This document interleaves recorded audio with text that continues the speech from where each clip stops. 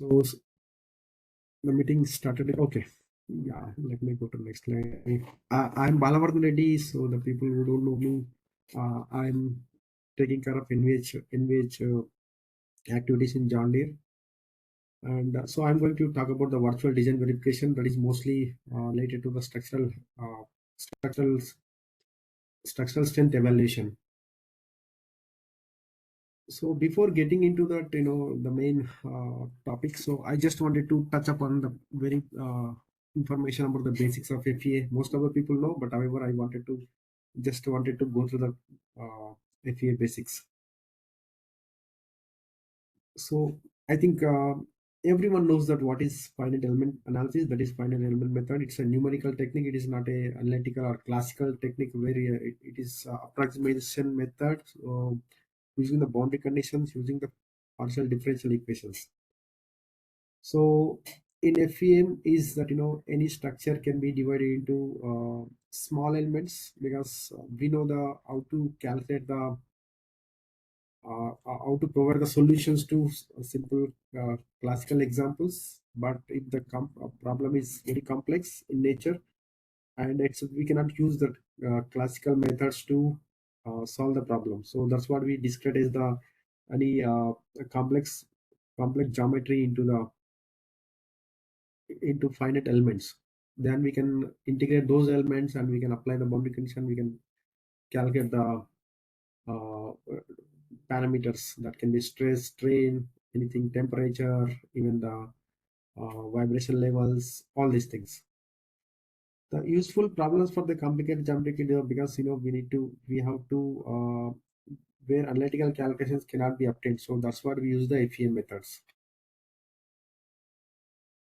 So the FEM method is applicable to different wide range of phenomena that can be structural and stress analysis, dynamics. So rigid body dynamics, flexible dynamics, vibrations, heat, that is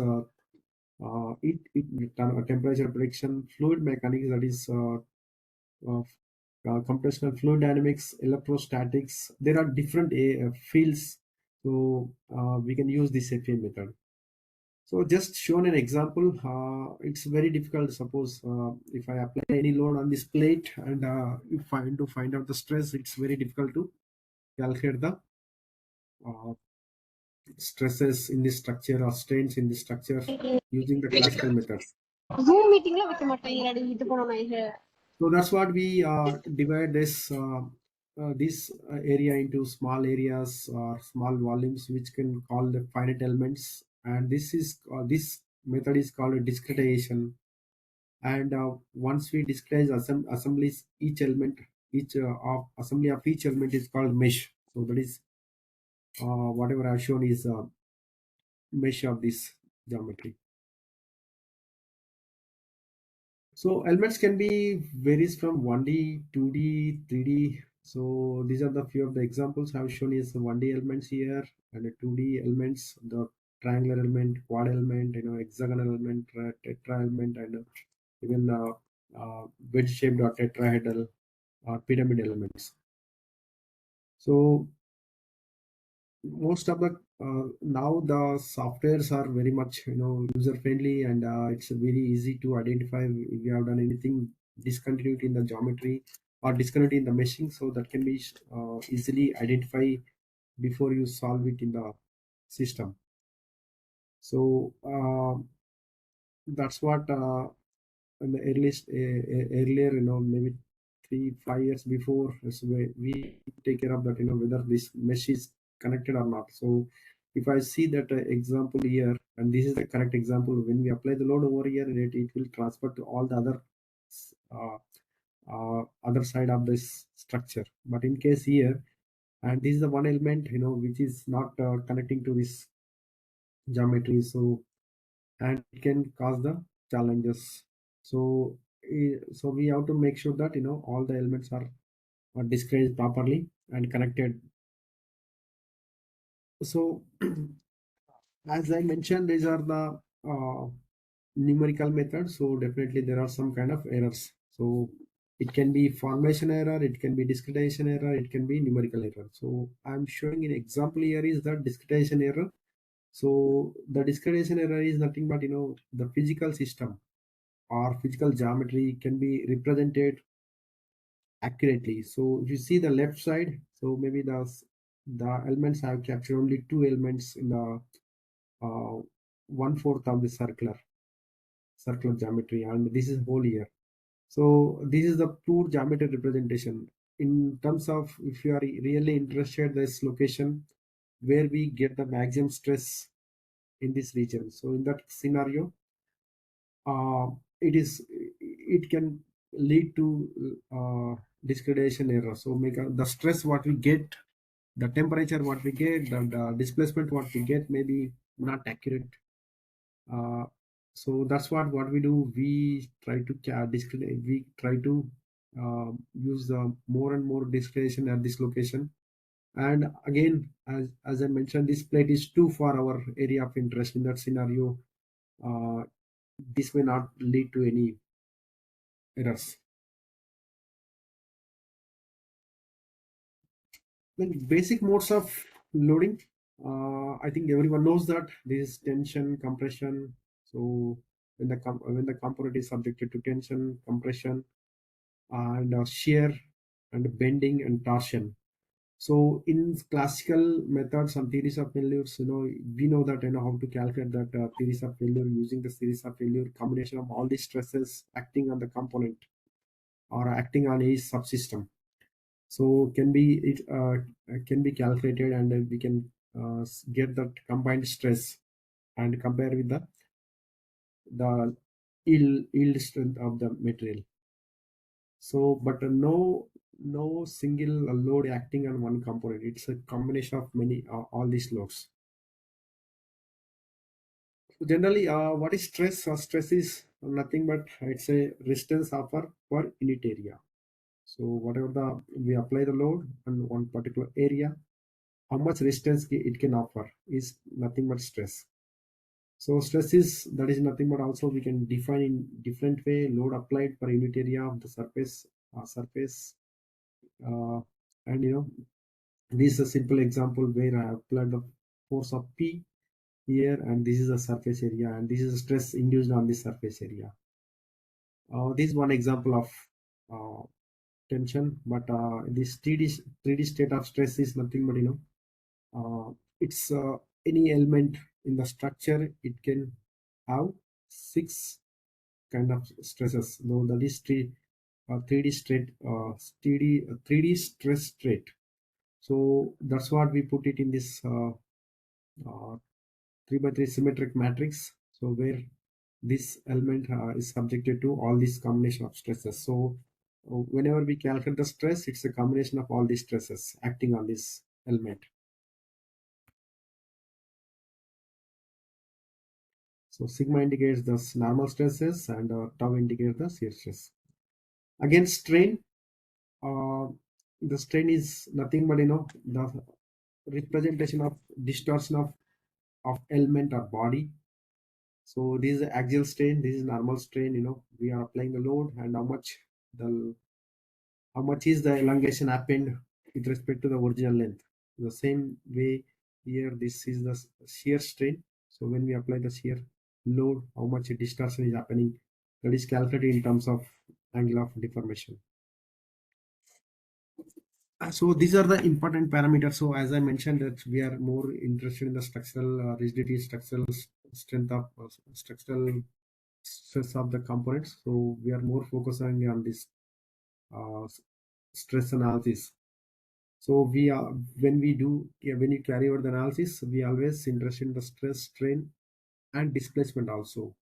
So you might be wondering why we also interested in displacement. So sometimes what is happening, let us take an example of transplanter. You are attaching to 3 each point. Though the structure is very good and the functionality very good, but due to the heavy weight, it is touching the ground, right? So it is touching the ground, and different location which is not intended to touch the ground, because if it is touching the ground, the corner of the transplanter, and it can create the lot of resistance to move. So that is an example. I'm saying that the deformation is important. So we need to check that deformation as well, along with the stress and strain. So if you take an example of ladder, if on the tractor, big tractor, so if you are standing on that, it is too much deforming. Though it is not failing, it is too much deforming, and it is touching it is falling the other components of the tractor. So that is nothing but, so to check that one, we check the deformation as well in this analysis. So solving any engineering problem. So we have three methods. So anyone has any question?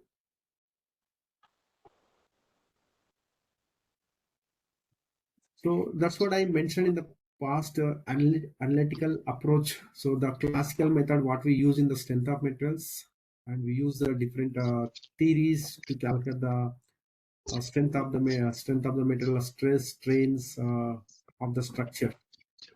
That is nothing but classical analytical methods. And it is 100% accurate, because we do not have any assumptions in that analysis. And but only the biggest disadvantage is that it can be applicable to only simple geometries. If the geometry is complex, it's very difficult to do the calculations, and it is very less time, or I can say it is negligible time. We can use it if you have formulas ready with us, and also it is cheaper solution, so we do not have any expenses to calculate this one.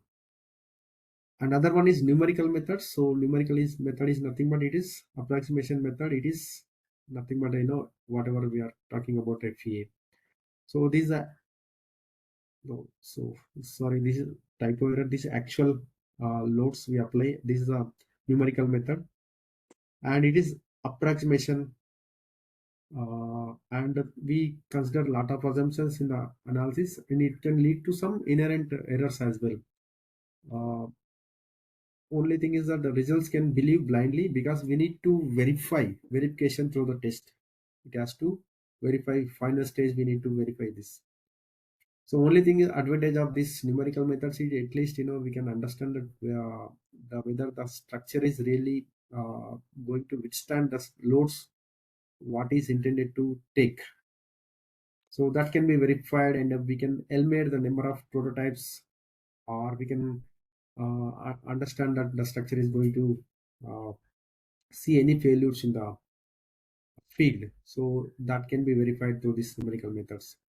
So sometimes it is time consuming and expensive, because we have to use the commercial available softwares, a lot of resources we have to use method.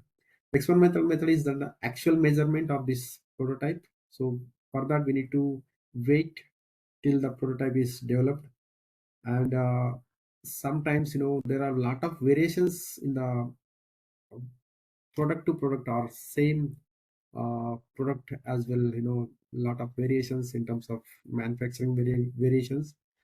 So results cannot be simply believed. So we need to have at least 3 to 4 prototypes, so to verify. And it is really time consuming.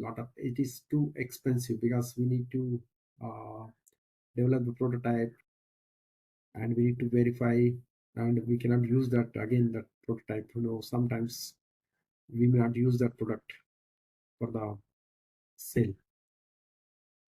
So just basic idea behind it, what I meant to say, that any continuous body subjected to loads and constraints can be converted into that approximation with a discrete finite number of elements. So this is a boundary conditions where we have attached to the some part, and we are applying the load, and that's what we apply the boundary conditions in the FEA. We apply the loads, we assign the materials. So this is a basic idea behind it. Property is nothing but, it's a system, inherent property of the system, and we apply the loads. That is nothing but action. What action we are taking on the property, and how it is behaving. So that is nothing but the behavior of the structure. So what we are interested. So this is a property of the system, and this is the loads we apply, and how it is going to behave. So that is nothing but the, here in this case, displacement. So here in this case, this is the stiffness. Here it is in the loads we apply. So as I mentioned, FA can be applied to any many fields. So in the structural field, so the stiffness is the property of the material, a property of the structure, and the displacement we expect it. From the displacement we calculate, we derive the stress, strains, uh, and as the action is nothing but the loads we apply is the force. Same way for the thermal and fluid. So we get this outputs, the behavior. So that is why we are interested.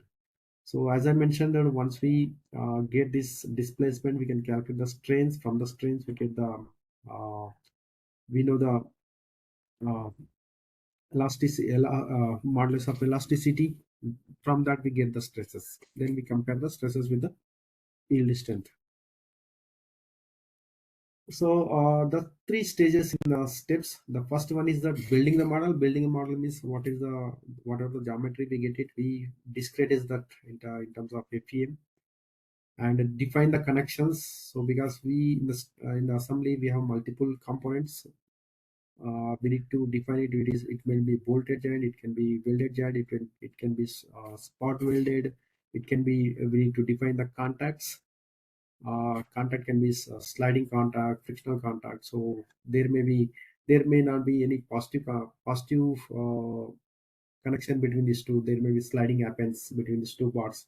In that case, we need to define the connections, and after that, we need to assign the material properties, and then we need to apply the boundary conditions. Boundary conditions can be where it is attached to some part. Then we need to apply that uh, boundary conditions in terms of fixed conditions or different constraints we can apply. And the loads, what kind of loads the component is taking, that we need to apply here. So this is takes almost 60 to 70% of the time in the analysis. Then in the process, so formulate this system into the matrix. So we need to do the convergence, uh, and we need to understand that uh, we can convert that system into matrix. So the softwares will do. We don't do anything. We compute the displacements. From the displacement, we compute the. We need to define it. What kind of outputs we are expecting, and that can be computed in this process. So mostly we use the computers uh, to calculate this. So once we get this results, that is post processing.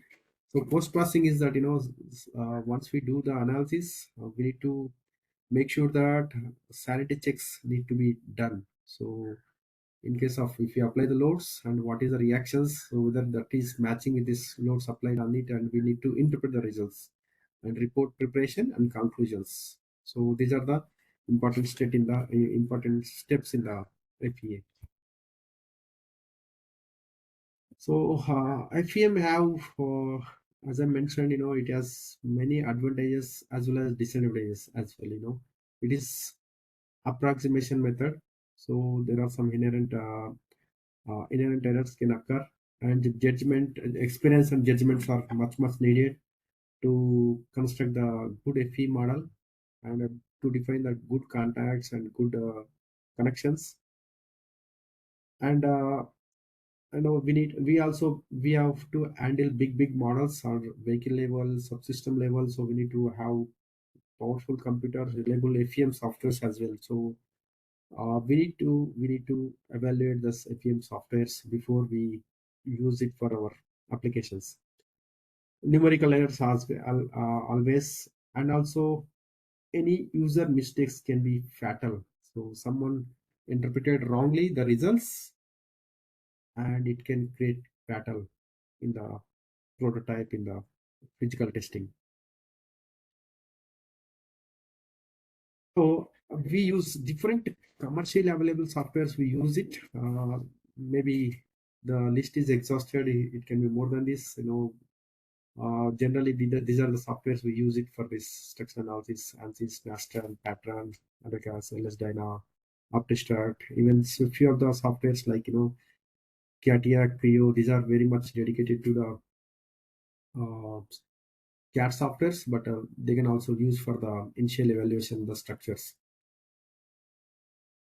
Yeah, coming back to the load case development. So mostly, what are the loads the component or the system is subjected to? One is intended load. This is the structure intended to take the loads. That is nothing but intended loads. So intended loads is nothing but the frame. If you are developing any frame, then we need to apply the loads and whether it can sustain that loads or not. So that is nothing but that intended loads. Other thing is abuse loads. So anyone can tell me abuse loads?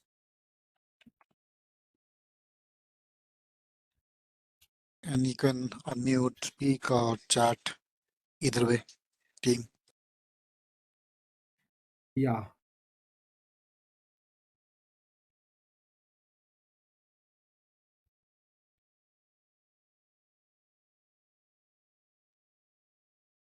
So the best example I wanted to show you, I think you can see it, right?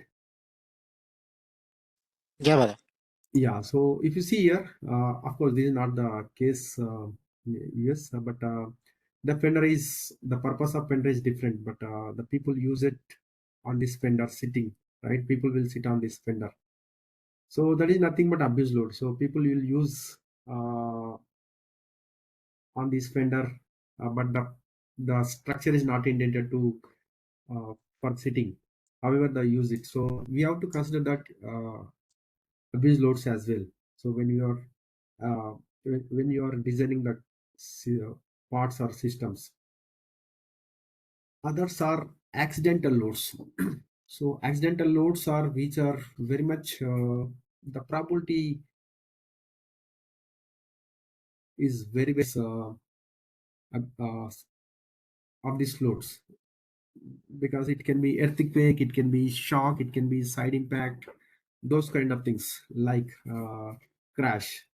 So these are accidental loads. Even that also the probability is very low, but still we need to consider uh, these loads as well, while evaluating our structures.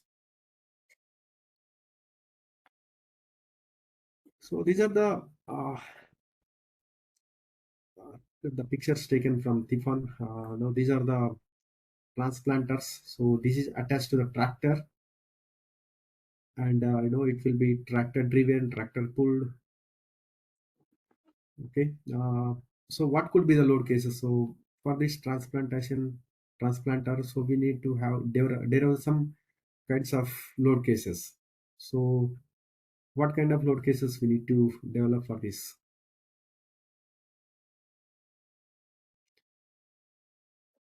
Drag So this, force. yeah, go ahead.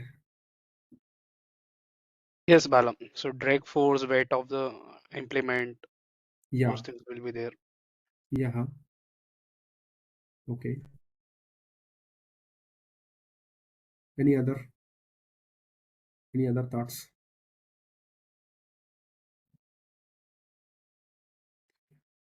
So may not be exactly applicable to the transplanter here, but however, I just wanted to give an example of how this it may be possible that even transplanter can also subjected to twist load of the frame. So this is an example of tractor or any automotive. Suppose say these two wheels are going on the bump, other two wheels on the track. So this complete frame is twisted, right? So that's what we need to consider that as well. So even in this transplanter also, it may be possible that this if you are going on the bump, tractor is on two wheels on bump and other two on rocks, and other two wheels are on the flat ground. So that is also can be little bit twisted, or even in the rear side of this frame is touching on the ground. So in that case, twist can happen. These are the hypothetical situation. I'm just telling, but it will be even the probability of this is very low sometimes, but Indian terrain condition, they have to uh, evaluate for this case. So twisting of the frame. Other thing is vertical bending. It is very much needed. So let us take an example of chassis. The four wheels, when it is on sitting on the tires, and there are some loads like engine, other components will be sitting on this chassis. Chassis is nothing but it's a bear loading structure, so it has to bear the load acting on it. So we need to apply this, and we need to understand this vertical bending on this structure. Coming back to the braking, so what's happening? So when the vehicle is moving, so we need to apply braking, right? So we need to consider that as well, right? So that lateral bending also possible. It is the CG of the vehicle, so suddenly apply the bending. So what will happen? The frame can bend. So the bending stress should be below the yield strength or below the endurance if you are designing for number of cycles. And a lateral or cornering also will happen. So when the vehicle is taking turns, so even the components or the frame can subject it to the lateral bending. So any questions?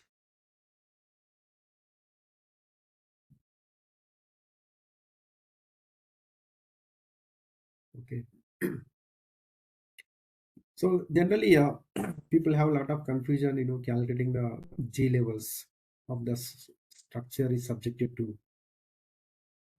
I have just given an example here, simple example. So if the vehicle is passing with the speed of, let us say, this in meters, yeah, it's mm per second. So what's happening?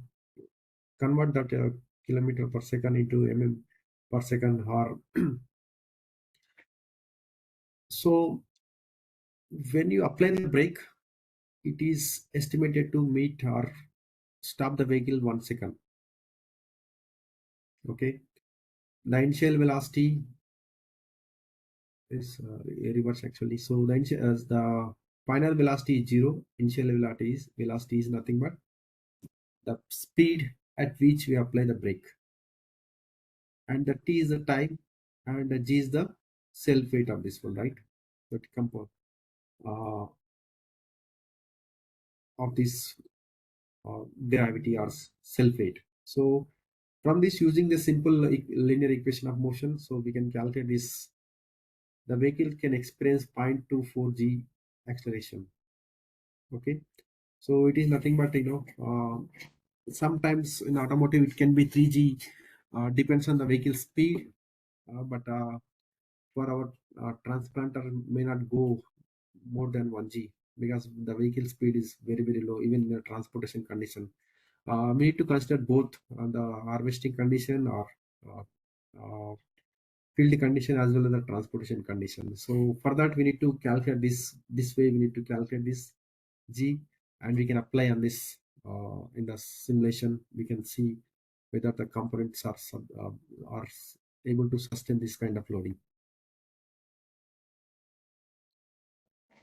Other thing, bending moment calculation. So that is what mentioned in the rule book. We need to calculate this bending moments. So if you take an example of, this is the one which we are using, is any section. It can be C section, it can be tubular, or it can be rectangular section. In that case, that is clearly mentioned the 2 mm. So the reason behind it is that no, it should not be two things, so that it can fail. That's what they have mentioned. 2 mm is the one, and it should have bending moment of not should have at least a minimum 200 Newton meter, so that the component cannot see the failures. So the bending moment is calculated by using this equation. So that is nothing but yield strength of this material. So that is given for ASI 10A 18 steel. It is 365. and I is the second area moment of inertia of this section, and the c is nothing but the distance from the neutral axis, because from the outer fiber to the center of this one, the c or the section center. So that is nothing but if the outer the depth of this section is d, then it is d by 2 is the one. So this is, we need to calculate this bending. So when you are preparing report, so we have to make sure that you calculate this and put it in the slides. So what is your bending strength of this your structure? So this is an example. I'm just telling, as I mentioned in the previous slides, with the component can go the lateral bending and vertical bending. So you need to calculate the both bending moment calculation for two directions. That is, when the bending is taking place. Second, when the bending moment taking place, vertical bending is like this. Sorry. So it can go like this. So in that scenario, so bending takes place about x, right? So because bending moment takes place about x, right? Because this is the x is, if I see here, this is perpendicular to the screen, this is x. So because about x axis, the beam is the frame is bending, so we need to calculate x. Same way, when the beam is bending about y also, right? So in that case, we need to calculate y as well, because in the breaking, in the twisting, so it can happen. So we need to calculate both. Yeah, what I do, so let me go to the simple demo. I prepared it, one example in ANSYS. Let me show it to you.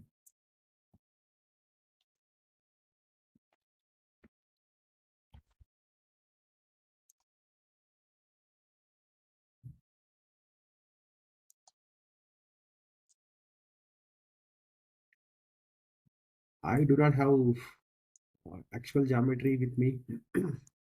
What I've done, I've taken simple example of frame. Really, it may not be exactly the transplanter geometry.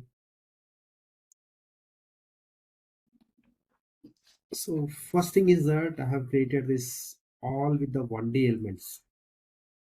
Because most of the frames, what we take is some kind of cross section. It's a combination of both. Also, sometimes it is a circular cross section, sometimes it can be rectangular, sometimes it can be other cross sections as well. So what I've done here, I would generate the geometry.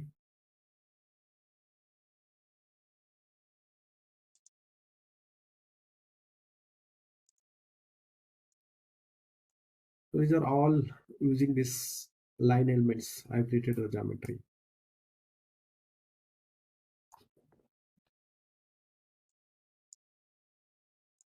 And I have taken this geometry and have assigned the cross section to this.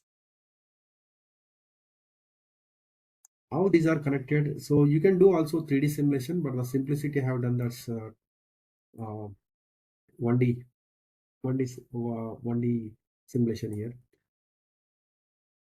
And so once we develop, once you create this model and you give the connection, how this each member is connecting to other section, that is no, you directly you can define it as simply node to node connectivity here.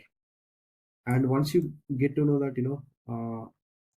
how other components, like this is just a frame, right? If I go here,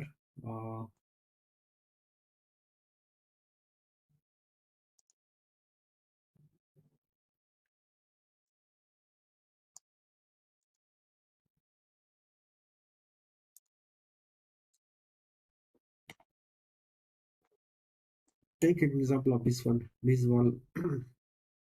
all the plants are sitting over here, and conveying system is there. How it is connected? So the conveying system is connected. There's four locations, four mounting points, let us say, and the whole weight of this conveyor with the saplings will be acting on this. So what you can do, you can calculate this CG of this transplanter. Maybe you can also consider that complete this frame as well, and consider the weight of this transplanter and find out the CG, and we can apply it as a mass elements, maybe other components. So that's what I have done here. Randomly I've taken this mass, that let's say this is a transplanter along with this, the structure or conveying system I consider. So I just applied at four vertical locations. Let us say that is sitting on this, maybe somewhere, maybe CG is not, maybe somewhere here. Taken example here. So and thus four mounts the conveyor system is sitting. So rather than considering the conveyor system, because considering the conveyor system, even if you want to understand the conveyor system whether it can be done, then you can consider the conveyor system also. But only the weight of the saplings can be adjusted so that the weight is considered here. The same way other components, like this is a component which is sitting over these two locations, and the CG is shifted somewhere here. So it doesn't mean that it is sitting on this bar. So the system which is connecting to here, but it is the CG here. So that's what I have kept here. So once you define the model, what you have to do, you have to assign the materials. So in this case, I have considered the structural steel. So I have assigned this material properties. So mostly the important parameters we need to define is Young's modulus, Poisson's ratio, and of course, based on that, it can calculate this shear modulus and bulk modulus. So need not to enter any other thing. But other thing is that because we have considered the self weight, so we need to consider the density.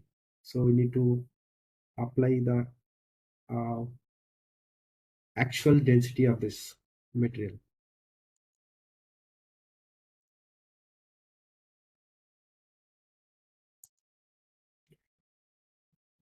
So once you apply that material, then we can also make sure that cross section properties we need to apply. This is the circular cross section. I have defined this inner diameter, outer diameter, and based on that, it is calculating this IY by IZZ and the area of this one.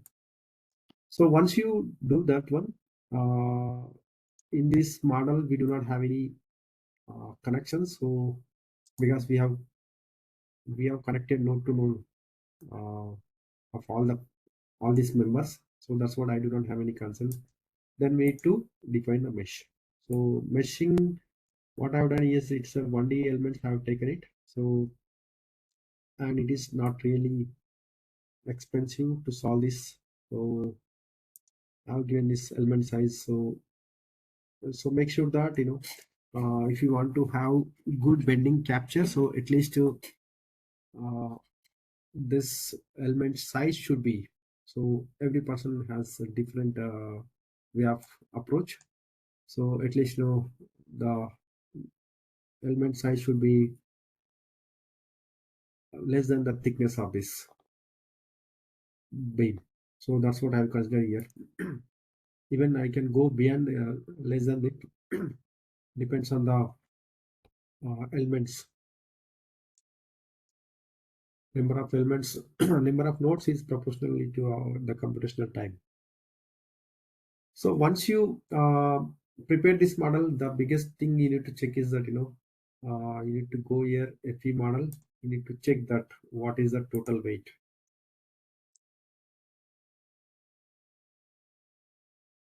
So that is the biggest thing you need to.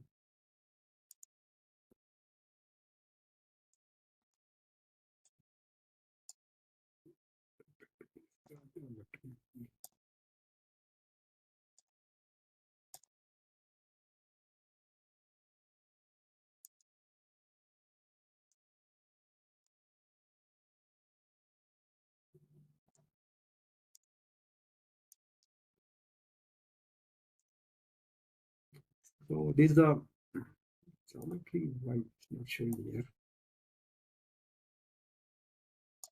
Okay, if you see here beam, that is total weight here. It is mentioned. It is 5.8 tons, and that is we have to we need to make sure that we need to check the weight of this structure. So once you do it, and it is verified that you are capturing complete weight of this structure, and you are capturing the geometry well, so that you are not missing any uh, components or any important features.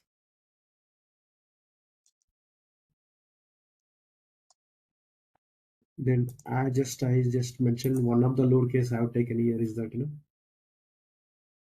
torsion load case. So what I have done, as I mentioned, it is not exactly the geometry of the transplanter. Whatever I have just imagined that this is a transplanter where I have constrained at the two locations, the fixed locations. That is nothing but these are the 3 points I have considered. That is the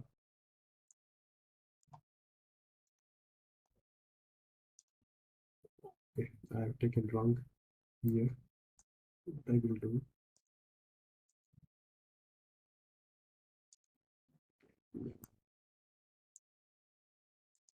These are the 4 locations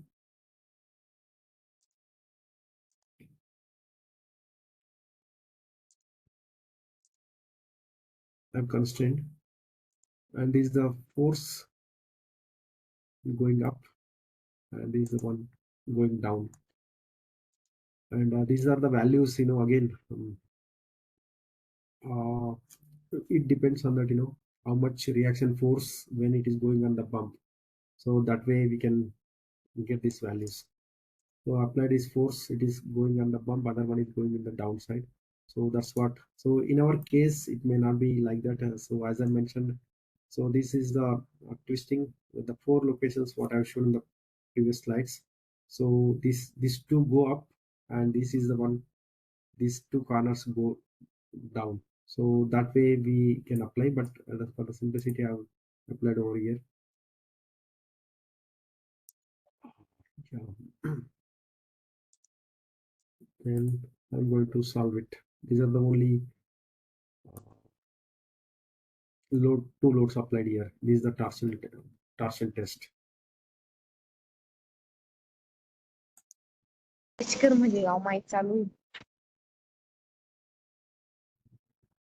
I'm just solving it.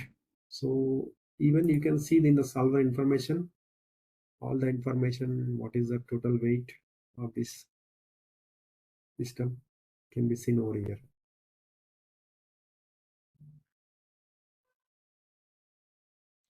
The total mass and the CG of the structure. All the information will be available in the output file of this analysis. Now, once we get this run, so we can see the deformations. So this is the deformation of the structure. Let us animate how it is deforming because we are applying this force.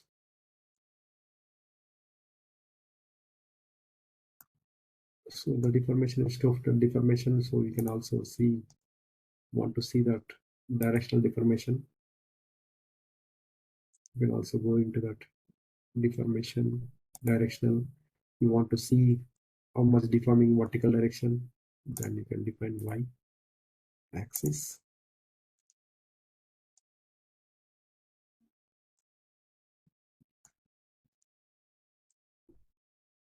So maximum deformation is 0.19 mm in vertical direction. Now, because we are calculating the stresses and strains in the beam elements, so there is a specific tool, beam tool here. So we can define here, insert beam tool. So from that we can calculate this direct stress, nothing but if you see here, this red color, these are the channels are going in the tension, right? Because it is direct stress. These components are going in the tension.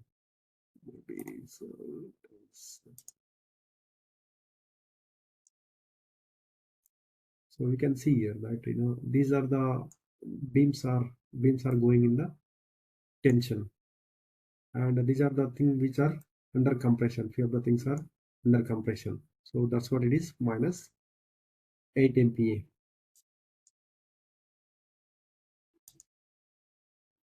So you can generate this analysis animations and put it in the presentation. That way it will give that what kind of analysis you have carried out and how this structure is virtually evaluated. So please create GIF file or animation files and put it in the presentation. The deformation, the stresses, all this information you need to mention in the report.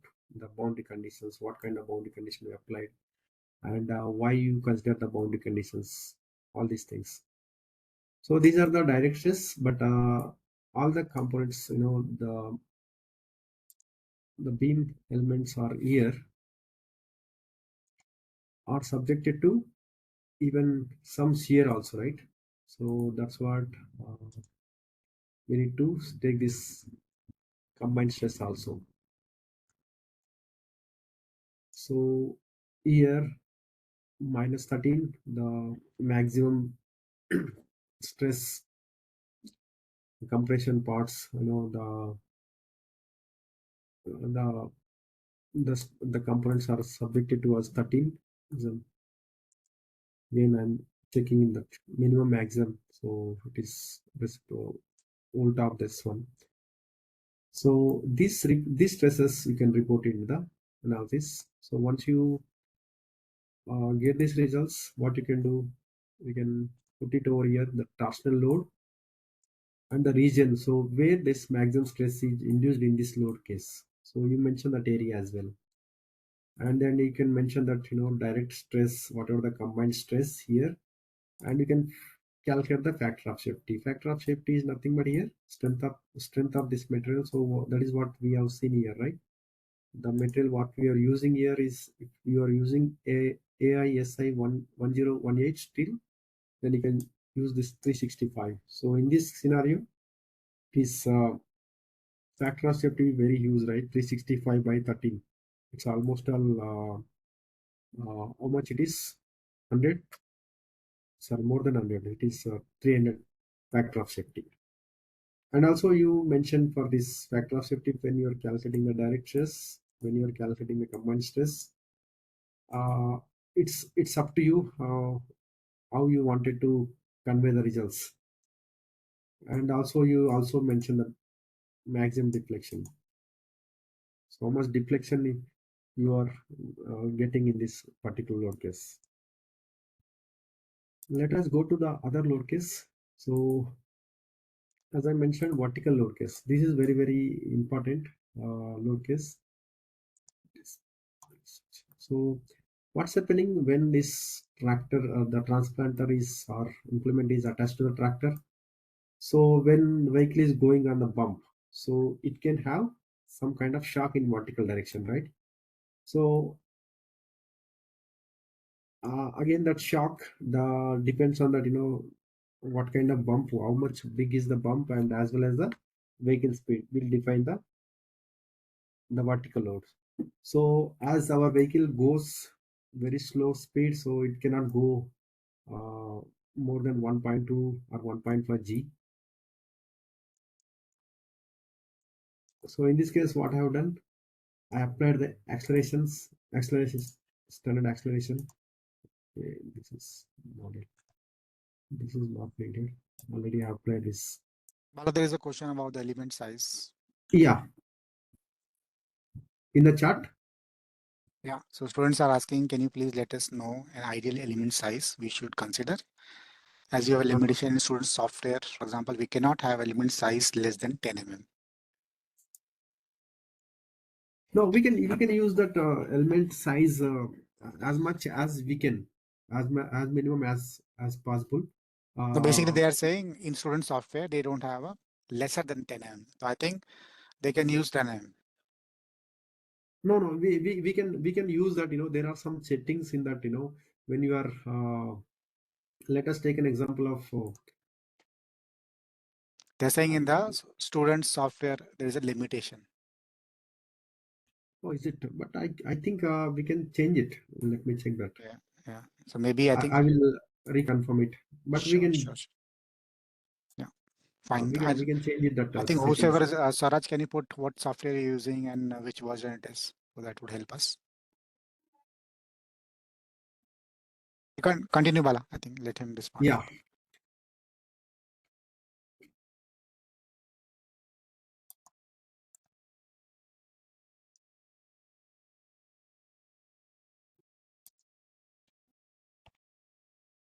So this is an hypermesh software and UI.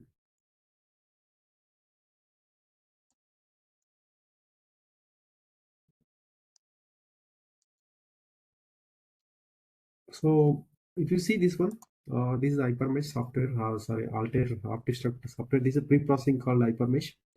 So these element size you can define it 20. So once you get the geometry, so you try to by default it will take 20. So whatever you try it, so it cannot go beyond it. So for that, what you have to do, you have to set that element size here. Then you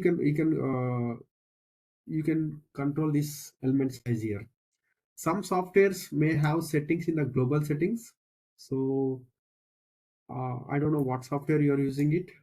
So based on that, you can change that settings as well. So if you have any queries in the particular software, you can send a mail to them. But if you have any questions related to ANSYS or OptiStruct, so definitely we can help you out. Is there any other questions, Ajay?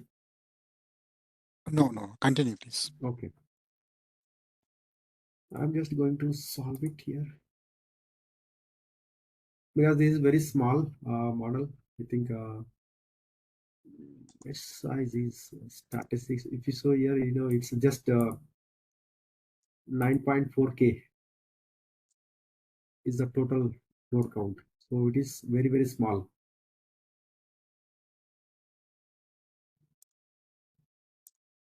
Okay, this is what I have applied the vertical G. So what it will identify, based on this geometry, the density you applied it, right? The properties you have defined it. Based on that, it will identify where exactly the CG of this complete structure. So, and there is an option called, standard earth gravity. So need not to define that G value, the value also automatically it will take. Otherwise, you can also apply the acceleration. There is option to enter the acceleration as well. So you can apply this as well. So once you get this deformation, just to check where is the maximum deformation here.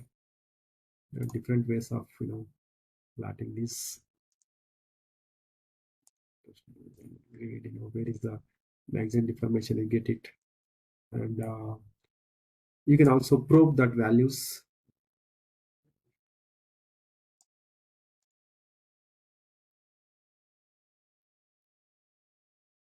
We want to understand the values exactly.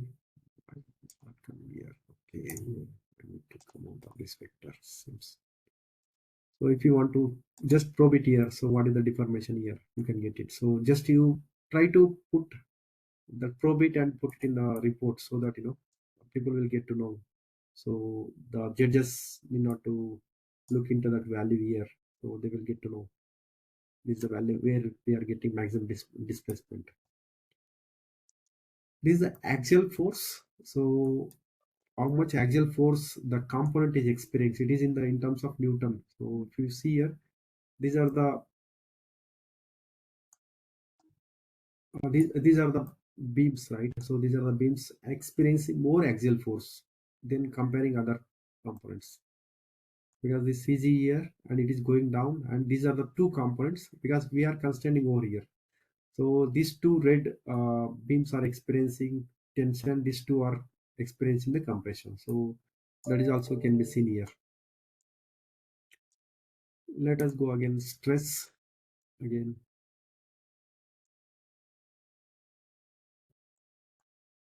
What is the maximum stress here? And it is a combined stress. It is coming around 67 MPa. Nice. Again, the maximum stress, minimum stress, maximum stress here, it is 79. So you can report this maximum stress, and you can also probe and reporting this. This is a vertical loading. There is braking. So braking, I just mentioned, while vehicle is moving, just you apply the force. So what will happen? It has its own weight, vertical direction, right? So because it is uh, hanging in the air, so it has self weight as well as that, braking. So that's what I applied here. Standard earth gravity, that is 1g in the vertical direction, and also acceleration. So as I have shown in the presentation, so we can see that how much g this system is experiencing when you apply the brake. So in this case, again, apply 2g. That again, this is random value, I used it. So if you see this one, it is combination of both vertical as well as braking, how this system is going to behave. So let us see the behavior of this one. So you can animate this.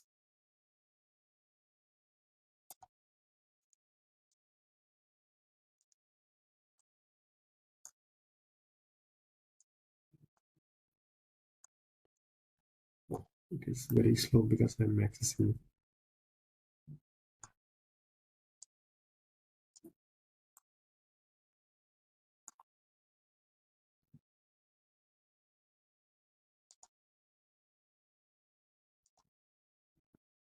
Again, the stress, the minimum stress, maximum stress, that is combined stress.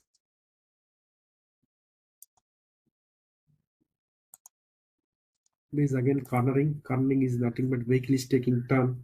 So again, I applied the self weight, that is vertical bending, that is self weight of this structure, and as well as the acceleration. So acceleration in terms of lateral. So when the vehicle is taking left turn, then it is experiencing inertia in right side, right? So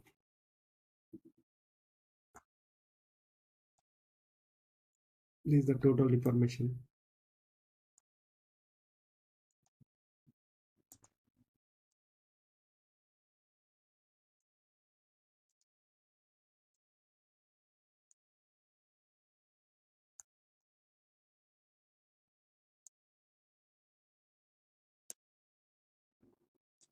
This is again axial force.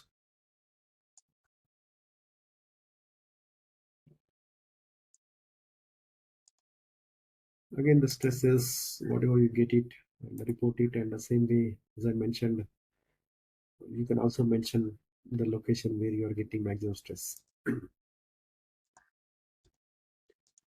And other important thing is that maybe you try to do the model analysis as well, because when this going on the bump, the tractor is going on the bump, the component may experience kind of shock, right? So it is experiencing the transient loads, and we need to understand that what are the first fundamental frequency of this structure. So I just calculated the natural frequency of this system. The first frequency is coming around 11 hertz, and so for take an example, any agriculture equipment in the field.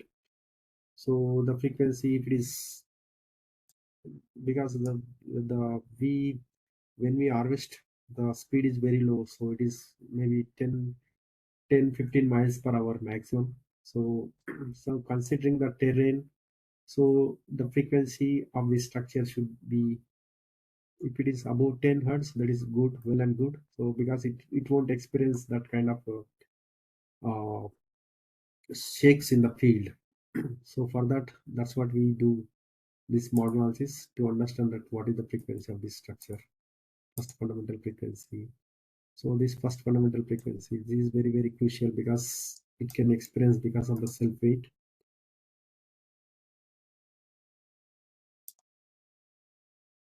This is the second fundamental frequency. It can have lateral, or sometimes it can have second mode also in the vertical as well.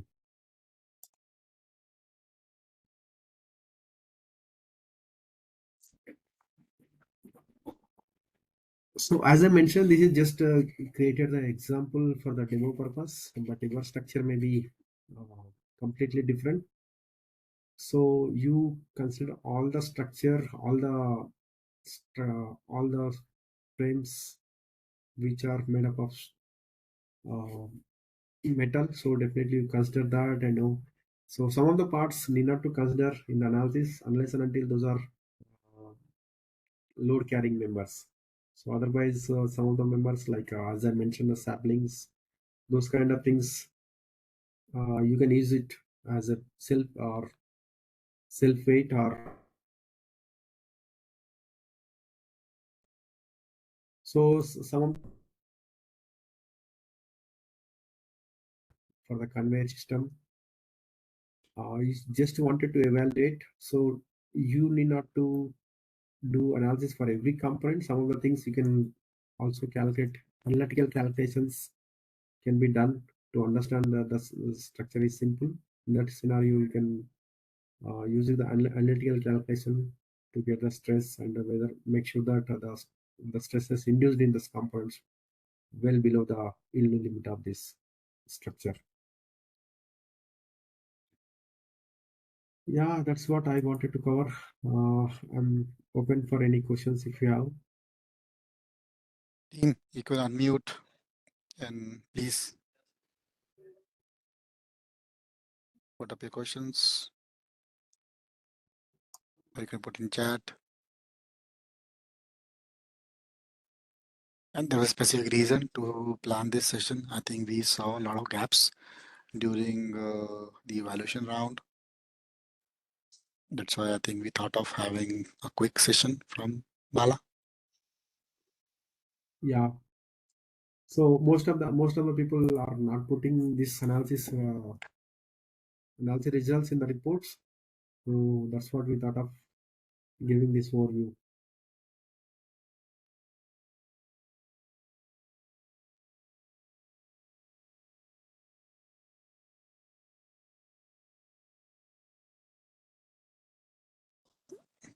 Bala will wait for a minute or so and then we can. Yes.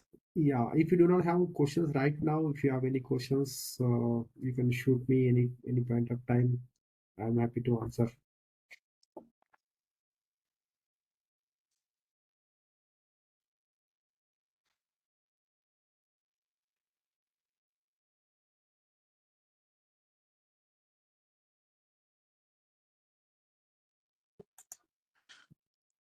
Fine, I think can conclude. Okay. Thank you for patiently Bala. listening and Yeah. thanks for your time. And Aisha, you can stop the recording and upload on our site. Thank you very much. Thanks for joining, everyone. Bye. Bye. Have a nice weekend.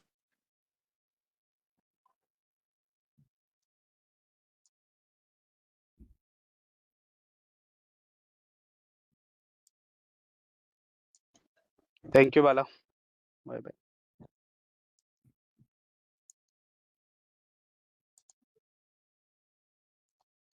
अरे वो